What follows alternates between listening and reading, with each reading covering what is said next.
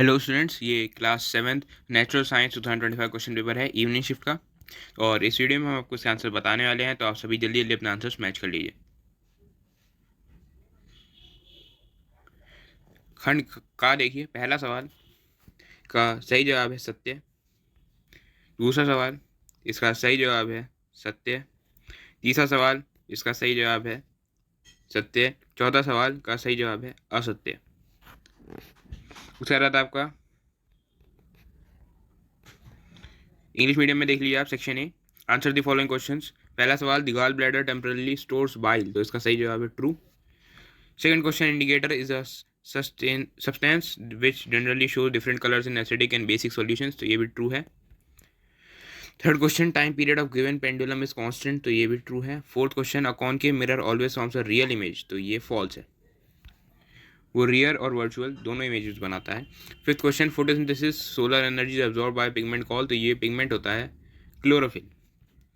Six question, acid turns blue to, तो ये होगा red, blue litmus to red, ठीक है। एसिड ब्लू लिटमस को रेड कन्वर्ट कर देता है। Seventh question, changes in which new substance are formed are called, तो ये होंगे केमिकल चेंजेस। उसके बाद आपका eighth question, safety device based on heating effect of electric current is तो ये होगा इलेक्ट्रिक फ्यूज।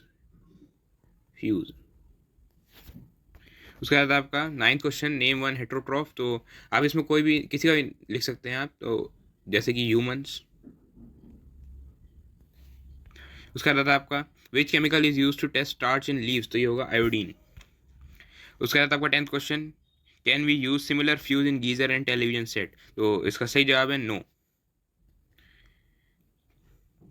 क्यों नहीं कर सकते? क्योंकि उनको जो करंट की वैल्यू चाहिए होती है वो काफ़ी ज़्यादा वेरी करती है। गीज़र को काफ़ी हाई करंट चाहिए होता है, टेलीविजन को काफ़ी कम चाहिए होता है। उसका रहता है आपका name one device that use one electromagnets, तो यहाँ पे आप कोई सा भी डिवाइस का नाम लिख सकते थे जो इलेक्ट्रोमैग्नेट्स से बना होता है, जिसके अंदर एक इलेक्ट्रोमैग्नेट्स होते हैं, जैसे कि इलेक्ट्रिक बेल, आपके स्कूल में जो लगी होगी इलेक्ट्रिक बेल।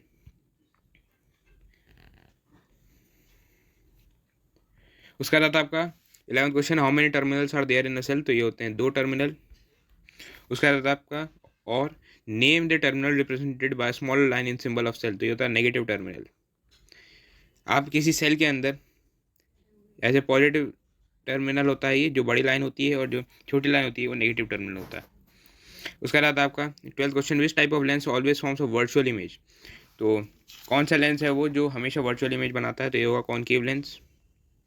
Concave lens. उसका रहता है आपका inner surface area of reflector of a torch is similar to which mirror, तो ये कॉनकेव मिरर से सिमिलर होता है। उसके बाद आता है आपका third question, which part of digestive canal is involve in killing of bacteria, तो ये होगा स्टमक। उसके बाद आपका second part, complete digestion of food, तो ये होता है स्मॉल इंटेस्टाइन। आगे देखिए 8वां सवाल, तो नाइट्रोजन जो है, यहाँ पे नाइट्रोजन मिलेगा राइजोबियम से। नाइट्रोजन फिक्सिंग बैक्टीरिया होता है राइजोबियम। उसका रहता है अमरबेल, तो यहाँ पे अमरबेल जो है वो पैरासाइट से मैच होगा, और ये जो है ये हो पिक्चर प्लांट से मैच हो जाएगा। उसका रहता है आपका 6th question, draw the symbols of, तो इलेक्ट्रिक सेल की यहाँ बात हो रही है, तो अगर ये कॉम्बिनेशन ऑफ सेल्स की बात कर रहा है तो तब तो आपको बहुत सारे सेल्स एक साथ बनाने होंगे। Negative terminal, positive negative, positive negative, ऐसे ही आप बना सकते हैं। या फिर अगर ये सिंगल सेल की बात कर रहा है तो एक सेल ही आप बना दें, उससे सही से मार्क कर दें, तभी आपको नंबर मिल जाएंगे। उसके बाद है switch in the on position, तो यहाँ पे आप कुछ ही बना सकते हैं, जैसे कि ये, या फिर ऑन पोजीशन में आपको ये भी बना सकते हैं आप। उसके बाद आता है आपका 8th question, match the following column 1 column 2। Nitrogen, तो नाइट्रोजन यहाँ पे राइजोबियम बैक्टीरिया से मैच हो जाएगा, जो कसकटा है वो पैरासाइट से मैच हो जाएगा, और इंसेक्टिवोरस से हो जाएगा आपका पिक्चर प्लांट मैच।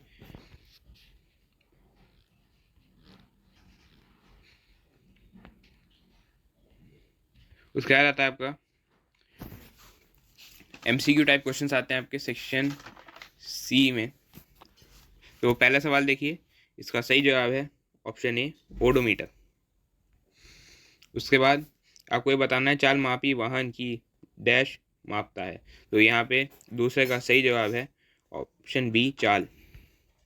तीसरा सवाल, चाल का मूल मात्रक है, तो इसका सही जवाब है ऑप्शन सी, मीटर पर सेकेंड। क्या रहता है आपका, दूरी का मूल मात्रक है, तो इसका सही जवाब है ऑप्शन ए, मीटर।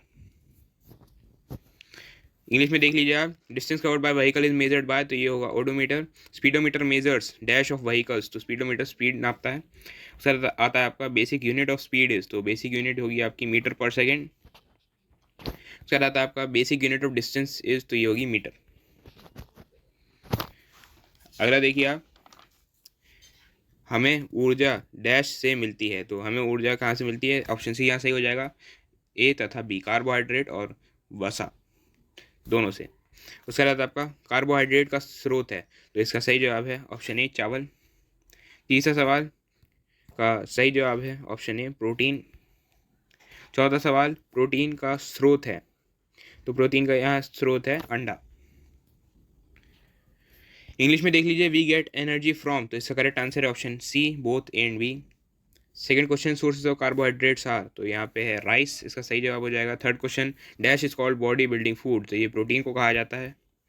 चौथा सवाल, सोर्सेज ऑफ प्रोटीन आर, तो यहाँ पे ये सोर्सेज ऑफ प्रोटीन एग हो जाएंगे। उसका रहता है आपको यहाँ मेंढक का आवाज़ बताना है, तो ये है ऑप्शन डी, ए तथा बी।